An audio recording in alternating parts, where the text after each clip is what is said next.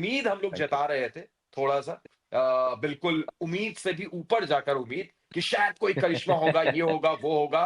लेकिन शुरुआत में तो ऐसा लगा था जब यशस्वी जायसवाल खेल रहे थे कि भाई जो हम सोच रहे हैं कुछ वैसा हो रहा है, पर लगता है नज़र लगी और सैंटनर का सितम, 13 विकेट 1 मैच में।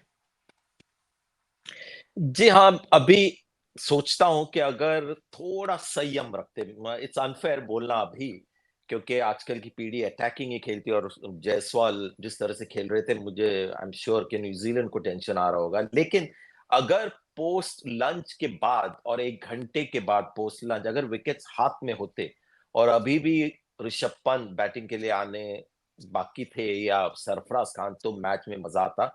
क्योंकि जो इस पिच में जो डेविल होता है ना, वो सुबह अक्सर ज़्यादा होता है क्योंकि ढकी हुई पिच रहती है, इसलिए थोड़ा-सा बाइट ज़्यादा होता है। जैसे धूप मिल जाती है, थोड़ी धूल बिखेर जाती है और थोड़ा स्लो हो जाता है और मैनेजेबल। आपने देखा अश्विन और जाडेजा जब खेल रहे थे, अच्छा खेल रहे थे, लेकिन पिच थोड़ा-सा मैनेजेबल हो गया था। तो अगर विकेट्स हाथ में होते तो करिश्मा होता।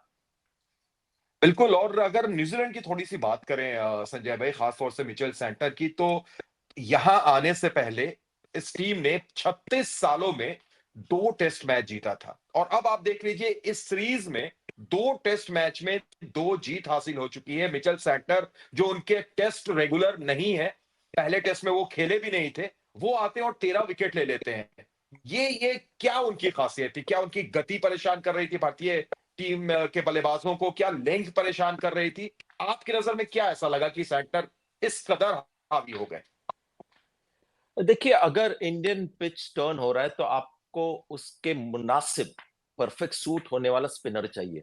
स्टीव ओकीफ, अगर आपको याद होगा, पुणे में ही उन्होंने ऑस्ट्रेलिया को मैच जिताया था क्योंकि वो उस टाइप के स्पिनर थे। फिर नेथन लायन ने बैंगलोर में एक बार पहले दिन पर 6 या 7 विकेट लिए थे।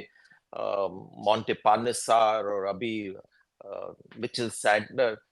तो जब टर्निंग पिच आप देते हो, तो एक रिस्क होती है कि आप खुद एज़ बल्लेबाज उस पे अच्छा खेलें और फिर ये उम्मीद करें कि उनके पास ऐसा कोई स्पिनर ना हो जो उस पिच को भारत से बेहतर यूज़ करे, और वो मिचेल सैंटनर ने किया। और बहुत खास बात ये थी कि 6 विकेट जो उन्होंने लिए, सरफराज का विकेट और अश्विन का छोड़कर बाकी सब जो विकेट्स गिरे, रोहित का भी और जो भी विकेट गिरे, वो अंदर वाली गेंद पर।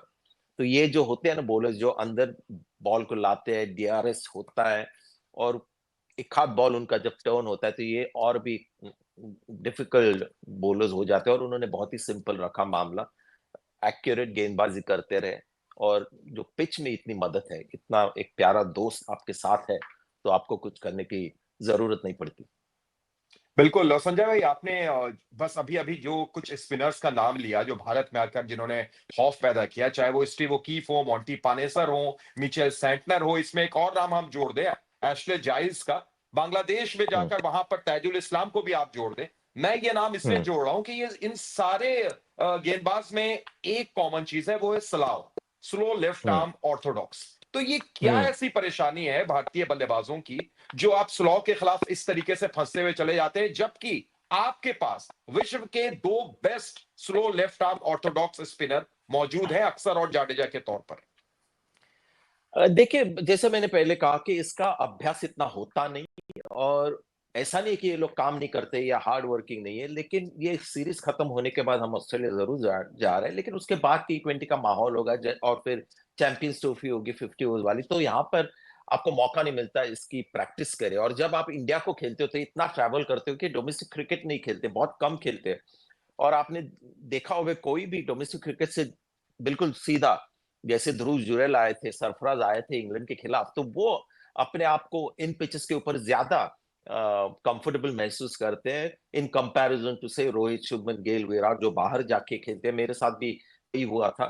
तो ये एक कारण होता है, लेकिन मेन कारण ये है कि इसका इतना अभ्यास नहीं होता। और एक चीज अगर सिंपल, एक ही चीज अगर मैं कहना चाहूँ कि जो प्रॉब्लम भारत के साथ हो रहा है कि एक बहुत ही सिंपल सी चीज होती है टेस्ट क्रिकेट में डिफेंस को लेकर, कि अगर बॉल शॉर्ट हो तो आप बिल्कुल पीछे जाके उसको खेलिए, और अगर आगे हो और टर्निंग पिच हो तो बिल्कुल इतना आगे जाइए कि वो जो बॉल है उसको हरकत करने का मौका ना दे।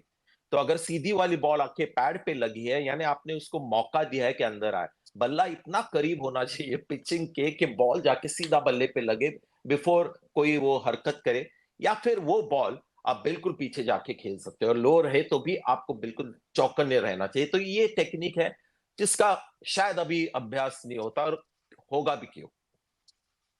संजय भाई, आप 12 साल के बाद टेस्ट सीरीज हार रहे हैं, अब आप मुंबई पहुंचेंगे, वहां पर आखिरी मुकाबला खेलेंगे। उस पर क्या होगी, किस तरीके से रोहित और कोहली पर नजर रहेगी, मैं आपसे जानूंगा। लेकिन जो एक फैन के, भारतीय फैंस के जहन में चल रहा होगा, वो मैं आपसे एक जानना चाहूंगा कि आप ये देखिए, 4 साल भी नहीं हुए थे, 36 रन पर टीम इंडिया ऑल आउट हुई थी ऑस्ट्रेलिया में, सीमिंग कंडीशन में, पिंक बॉल से। आप घर में खेल रहे हैं, बैंगलोर में थोड़ी सी सीमिंग कंडीशन मिली, आप 46 रन पर ऑल आउट हो गए। उसके बाद स्पिन फ्रेंडली पिच के ऊपर में आप दोनों पारी में न्यूजीलैंड के बल्लेबाजों से काफी पीछे रहे।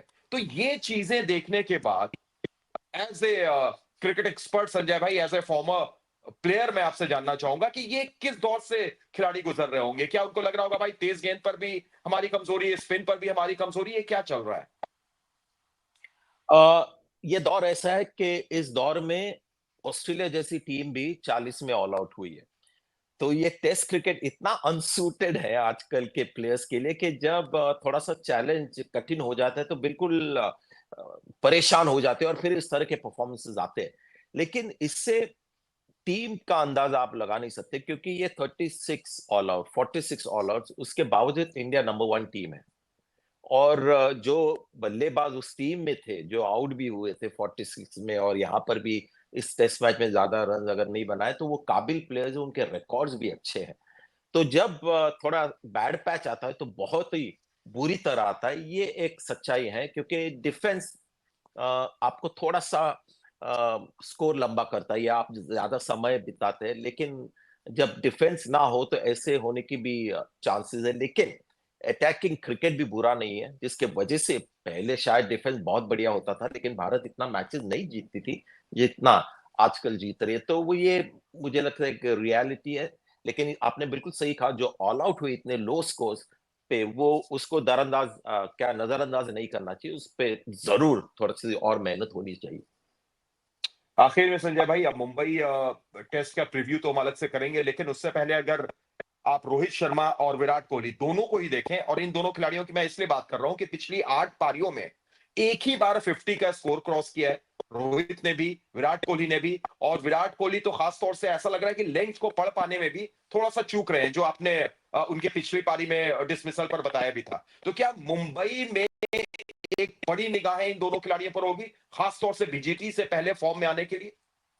नहीं, मुझे लगता है कि इनका जो इस इनके इर्द-गिर्द जो आपको उत्तर चाहिए वो ऑस्ट्रेलिया में मिलेंगे क्योंकि यहाँ पर अगर रन भी करे तो ऑस्ट्रेलिया में असली टेस्ट होगा और अभी भी लगता है कि विराट कोहली, रोहित शर्मा की सख्त ज़रूरत है वहाँ पर, विराट कोहली की ज़्यादा जिस तरह से साउथ अफ्रीका में खेले थे। तो जी हाँ, ये कहना चाहिए कि थोड़ा-सा आउट ऑफ फॉर्म चल रहे हैं, थोड़ा-सा कॉन्फिडेंस कम है इसलिए गलतियाँ ज़्यादा होती है। लेकिन रन अगर हो जाए वानखेड़े स्टेडियम में तो बहुत अच्छा है, लेकिन क्योंकि ऑस्ट्रेलिया बिल्कुल एक अलग चैलेंज होगा, तो शायद उसका ज़्यादा कनेक्शन नहीं होगा। लेकिन एक बात मैं कहना चाहूँगा कि वहाँ पर अगर भारत टॉस जीते वानखेड़े स्टेडियम में, तो बल्लेबाज़ी पहले नहीं करेगी, ये मैं आपको अभी बताता बिल्कुल, अभी तक जो हूँ। उनके साथ हुआ है, तो कुछ उम्मीदें वैसे ही होंगी। फिलहाल बहुत-बहुत शुक्रिया संजय भाई, जुड़ने के लिए, थैंक यू। तमाम बातचीत के लिए। आप देख रहे थे ESPN cricket for match day Hindi.